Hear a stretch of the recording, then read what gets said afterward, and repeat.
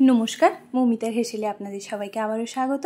আশা করছি আপনারা সবাই খুব ভালো আছেন, আমিও ভালো আছি। দেখুন, আজকে বানিয়েছি একদমই একটা সাধারণ রেসিপি, মুসুরির ডাল।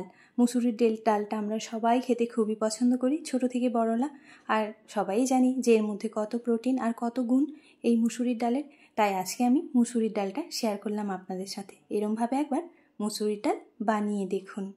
তার জন্য নিয়েছি দেখুন 1 বাটি পরিমাণ ডাল, আর ওজন যদি দেখেন 150 গ্রাম মুসুরির ডাল নিয়েছি। প্রথমেই আমি ডালটাকে দেখুন একটা বাটির মধ্যে বেশ কিছুটা জল দিয়ে ভিজিয়ে রাখবো।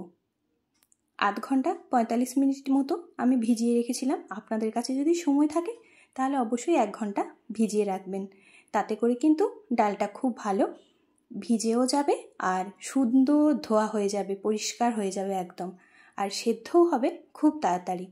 তাই দেখুন জলটার মধ্যে ডালটা আমি ভালো করে ডালটাকে দেখুন হাত দিয়ে মিশিয়ে নিচ্ছি। দিলে যে ডালা ডালা ভাবটা থাকে সেটা আর থাকবে না, ডালটা খুব সুন্দরভাবে ভিজে যাবে। এবার কিছু সময় পরে ডালটা ধুয়ে পরিষ্কার করে দেখুন, ডালটা ধুয়ে পরিষ্কার করে নিয়েছি। সুন্দরভাবে ডালটা ভিজেও গেছে। এবার এটা আমি প্রথমেই ডালটাকে সেদ্ধ করব। তার জন্যই দেখুন নিয়ে নিচ্ছি একটা পাত্র আর দিয়ে দিচ্ছি এর মধ্যে ডাল। তবে ডালটা যখন সেদ্ধ করবেন খুব বেশি জল দেওয়ার দরকার নেই, কারণ আমি একদমই এটা পাতলা ডাল বানাচ্ছি না, এটা কিন্তু সেদ্ধ ডাল বানাবো। তার জন্যই ডালটার মধ্যে জল দিলাম প্রায় 300 থেকে 400 গ্রাম মতো। এর বেশি জল আমি আর দেব না। এই দেখুন, এবার এটা আমি সেদ্ধ করার জন্য গ্যাসের মধ্যে বসিয়ে দিলাম। আর এর মধ্যেই আমি দিয়ে দিচ্ছি দেখুন 4 কোয়া মতো রসুন। ডালের সঙ্গে রসুনটাও সেদ্ধ হবে, খুব সুন্দর একটা স্মেল হবে। ঢেকে 20 মিনিট মতো লো ফ্লেমে সেদ্ধ করে নিয়েছি। দেখুন কীরম হয়েছে, অনেকটাই সেদ্ধ হয়ে গেছে।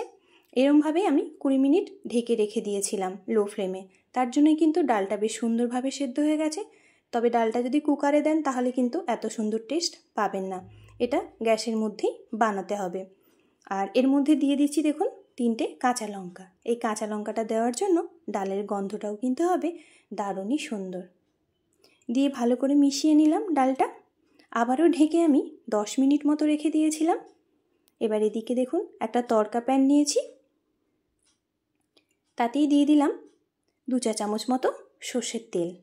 তেলটা একটু গরম হয়ে গেলেই দিয়ে দিচ্ছি দেখুন 3টে শুকনো লঙ্কা।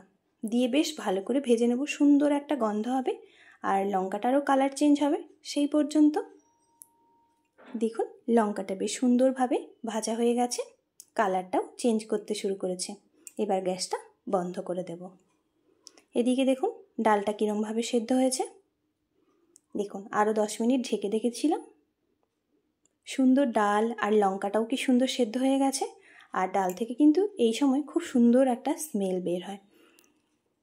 একদমই ডালটা দেখুন প্রায় সেদ্ধ হয়ে গেছে। এবারেই দিয়ে দিচ্ছি লবণ। লবণটা অবশ্যই আপনারা টেস্ট অনুযায়ী দেবেন। আর কালারের জন্য দিচ্ছি অল্প একটুখানি হলুদের গুঁড়ো। হলুদটা কিন্তু প্রথম থেকে দেবেন না, তাহলে ডালটা কিন্তু এত সুন্দর কালার আসবে না, লাল হয়ে যাবে। তাই বলবো ডালে হলুদটা এরকম সময় দেবেন যখন একদমই ডালটা ফেটে ফেটে যাবে, প্রায় সেদ্ধ হয়ে আসবে, সেই সময়। ডালটা সেদ্ধ আমার একেবারেই রেডি। দেখুন কেমন হয়েছিল। আর আমার এই রেসিপিগুলো যদি আপনাদের ভালো লাগে তাহলে অবশ্যই একটা লাইক, কমেন্ট, শেয়ার, সাবস্ক্রাইব করতে ভুলবেন না। আমার চ্যানেলে পুরনো বন্ধুদের অসংখ্য ধন্যবাদ, আর নতুন বন্ধুদের জানাই খুব খুব খুব ভালোবাসা। দেখুন ওপর থেকে দিয়ে দিলাম ছোট্ট ছোট্ট করে কেটে রাখা পেঁয়াজ। যতটা ছোট পারবেন ততটাই ছোট্ট করে কেটে পেঁয়াজটা এর মধ্যে দিয়ে দেবেন। আর যে শুকনো লঙ্কাটা ভেজে রেখেছিলাম সেটাই হাতের মধ্যে একটু ক্র্যাশ করে দেখুন দিয়ে দিচ্ছি। এরম ভেঙে ভেঙে দিয়ে দেবেন। যার শুকনো লঙ্কা খেতে ভালো লাগবে সেটা নেবে, আর কারোর যদি কাঁচা লঙ্কাটা পছন্দ হয় তাহলে সেই কাঁচা লঙ্কাটা খাবে। আর দিয়ে দিলাম ওপর থেকে একটুখানি পাতিলেবুর রস। এই ডালটা কিন্তু খেতে হয় দারুণই টেস্ট। গরম গরম ভাতের সঙ্গে এই ডালটা অবশ্যই একবার পরিবেশন করুন। আর ওপর থেকে দিয়ে দিলাম আরেকটা শুকনো লঙ্কা, আর দিলাম সর্ষের তেল। আপনারা চাইলে কাঁচা সর্ষের তেলও দিতে পারেন। আমি তেলটা গরম করে নিয়েছিলাম, সেই তেলটাই দিলাম। এটাও দিলে কিন্তু দারুণ টেস্ট হয়।